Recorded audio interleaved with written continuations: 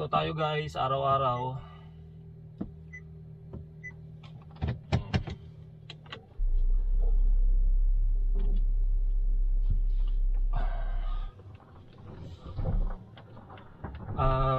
Tawag dito, ano ba, saan ba ako sisimula? Ayun, sa nag-comment na si Idol Koisina, napansin nyo guys tong windshield na to, may crack siya, no? So dito sa Canada guys, lalo na dito sa Alberta, yun ang isa yun ang pinakaayaw ko dito sa lalong dito sa Edmonton, kasi normal guys na nababasag yung mga windshield. Kasi sabi ko nga sa inyo, pag nagda-drive ako, lalo pag sa highway, sa Henday, yung parang NLEX tsaka SLEX dito, dapat tumakbo ka ng 100, tapos minsan 110, kasi yun ang rules. So yung mga talsik ng bato guys, so malakas yung impact nung kahit maliit lang. Nag-start lang yan dito guys sa maliit. Balin, pangalawa nga nung una, hindi ko lang na-i-vlog guys, na nagawa ko siya, na chip rock siya kung tawagin. Una, isa lang, so naayos ko, nadikitan ko, hindi na siya kumalat. Itong pangalawa, medyo malaking bato, tapos bumili agad ako ng pandikit para hindi na humaba. Kaso hindi maayos yung pagkakabit ko that time kasi malamig na so dapat nasa warm bago mo gawin. Kaya ayun, humaba siya. Pero ito, subukan ko isi-save guys. Kailangan ko lang siyang butasin ng malalim para maabot yung dikit doon, para hindi na siya lalong humaba. Pero kailangan ko ng palitan to guys, kasi mahaba na masyado. So nag-iipon lang ako ng budget. So dito guys, di ba? Magkano to dito? Nasa 200 plus ata to dito guys. 200 or 300 kasama kabit. So yun ang pinaka-ayaw ko dito guys sa Alberta, kasi normal na nababasag to. Ako guys sa sasakyan, sobrang maingat ko, no.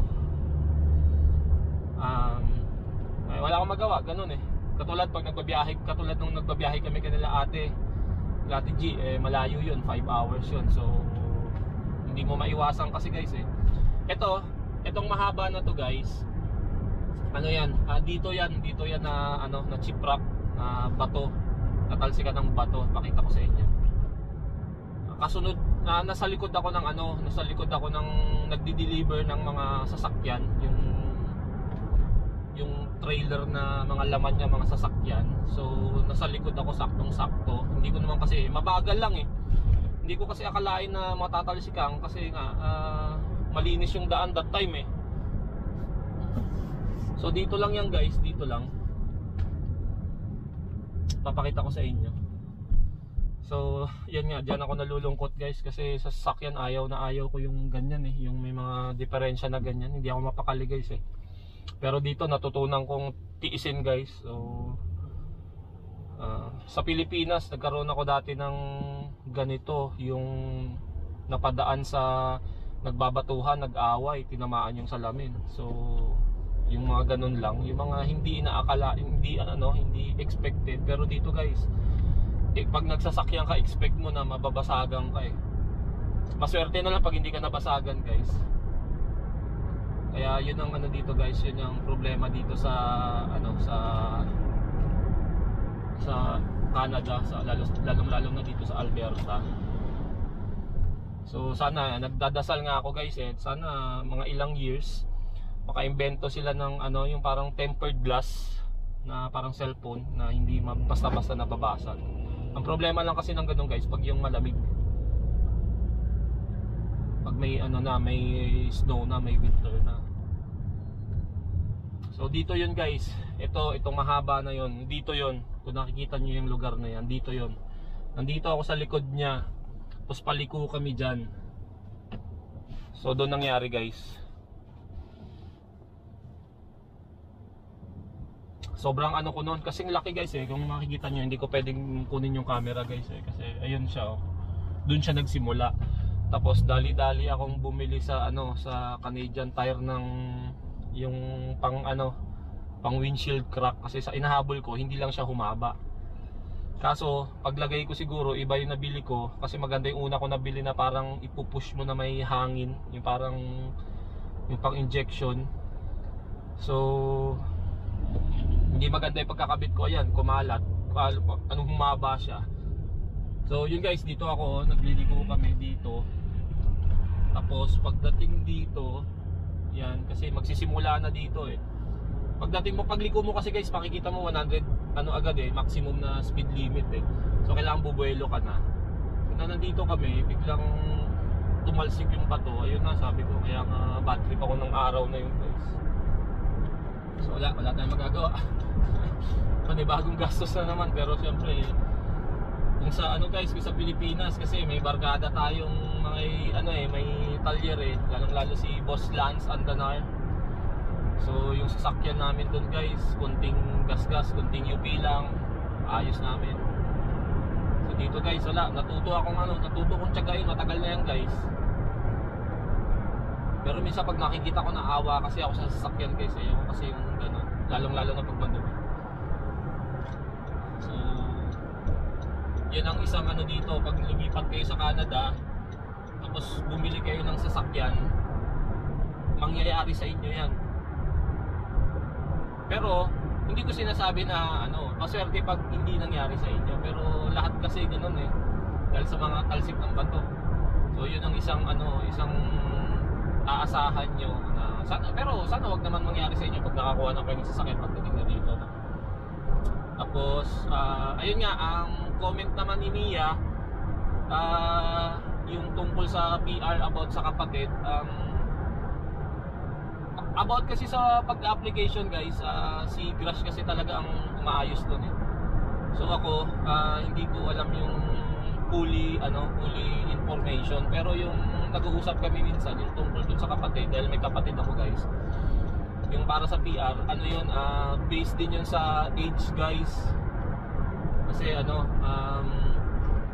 may ano rin yan, may age limit din, pero alam ko na pag-usapan na namin yun na ganon, hindi na rin kami papasok doon sa nomination ba yun? Kasi nga yung age namin. So mag-vlog na lang tayo, siya na lang magsabi sa inyo, no, kung ano ang magiging next na move namin. Pero this time kasi naka-focus siya kasi nga mag-graduate na. So biruin nyo guys, ang bilis, no? Biruin nyo, sobrang bilis. Hindi ko rin mamalayan guys, sobrang bilis, promise. Dahil magto 2 years na kami mag-graduate na siya.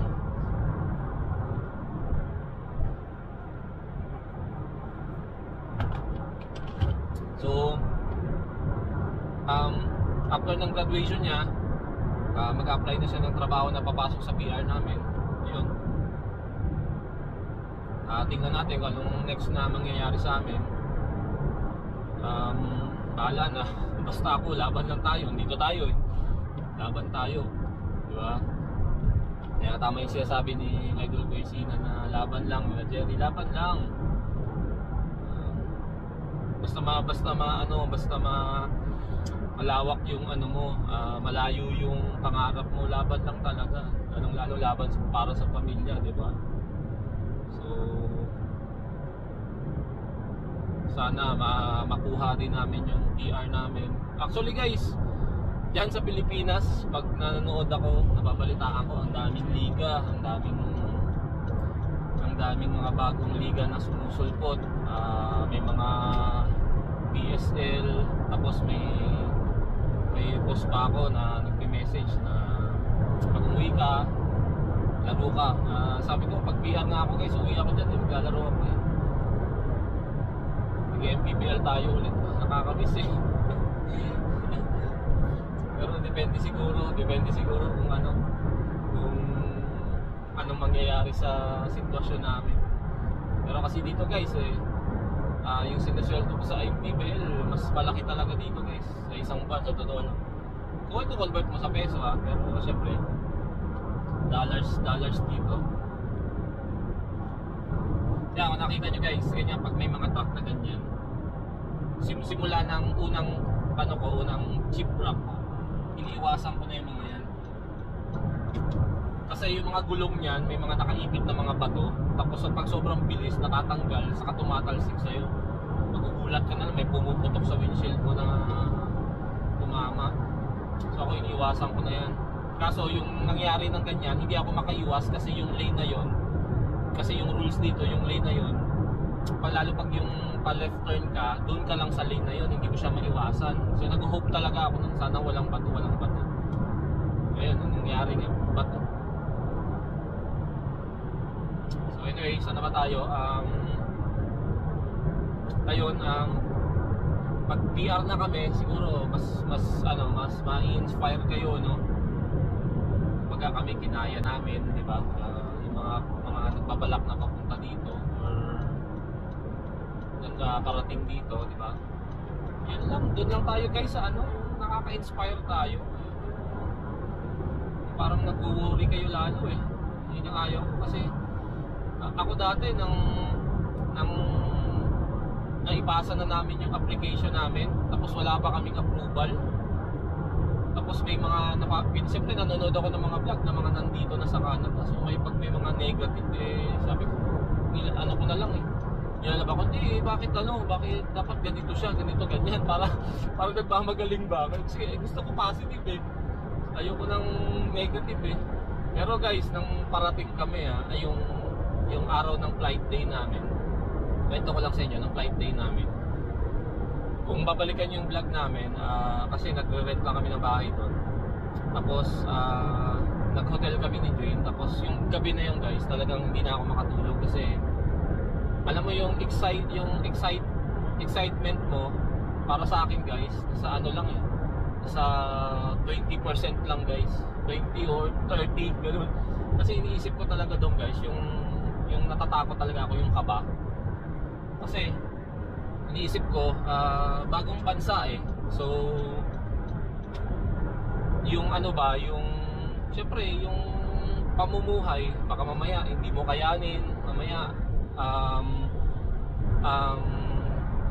maraming mga yung lalong-lalo na yung kasi napanood ko yung mga homeless, mga ganon, yung mga crime. So doon ako kinakabahan eh. Pero sabi ko sarili ko, hindi yan. Sabi ko ano lang yan. Kumbaga syempre para maging balance din yung pagpunta ko, hindi puro yung yung saya na excitement. So talagang kinakabahan ako guys. Tapos ito na, flight day na, papunta na kami ng airport. Sabay nangyari pa yung hindi ko nadala yung bike ko guys, kasi mali ako na pagbalot, dapat buo pala. So yun guys, sa mga bago sa channel ko pala, bago na panood sa channel ko na papunta dito na magdadala ng bike, huwag nyo kalasin yung bike nyo, ilagay nyo sa isang bike box na buo para libre siya sa PAL, lalo pag PAL sasakyan nyo, no? So libre yun.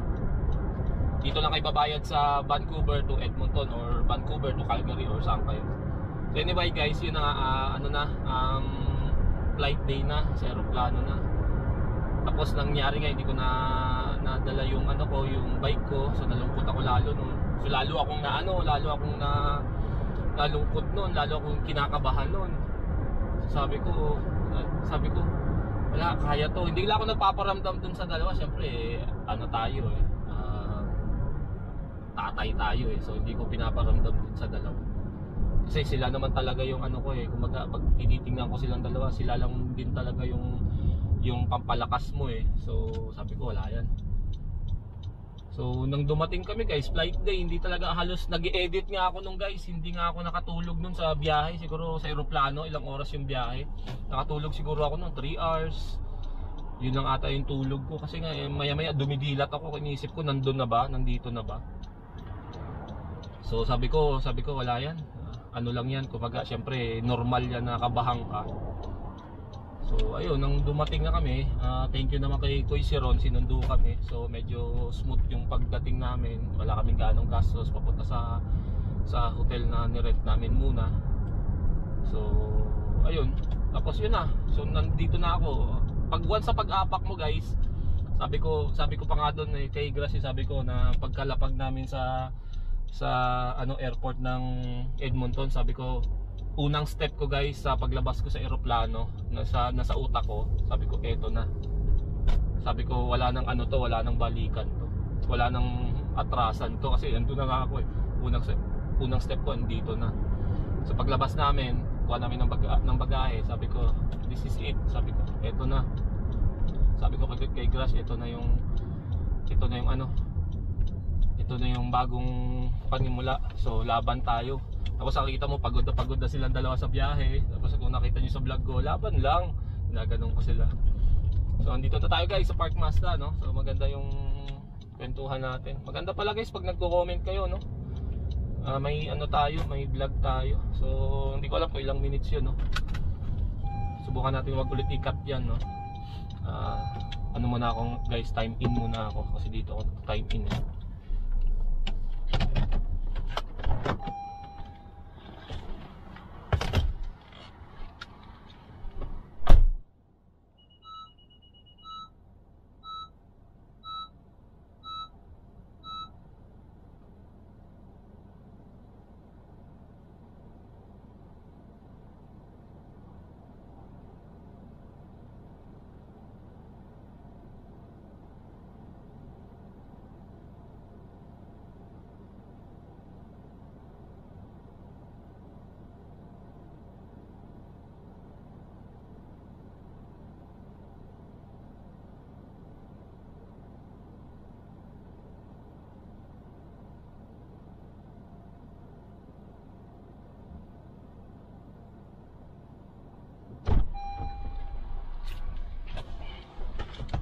So ito guys yung time in card ko, wala pang pangalan. So ayan, time in.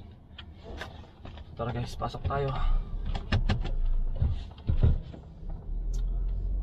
Ayun nga guys, kay Idol Koisina, kay Miyang. So ano lang tayo, dasal lang.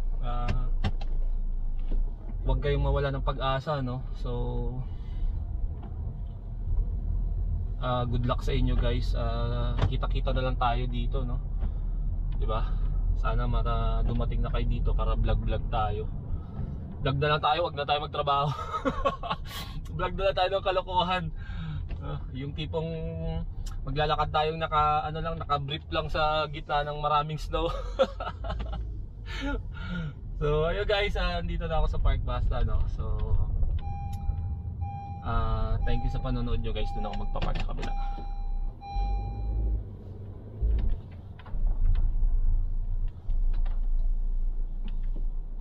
Ayun guys, thank you sa panonood nyo, no?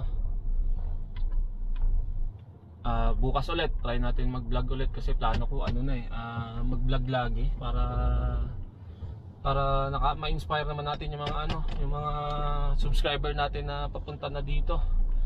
Para magkita-kita na tayo dito. Para mas masaya, mas madami, mas masaya, 'di ba?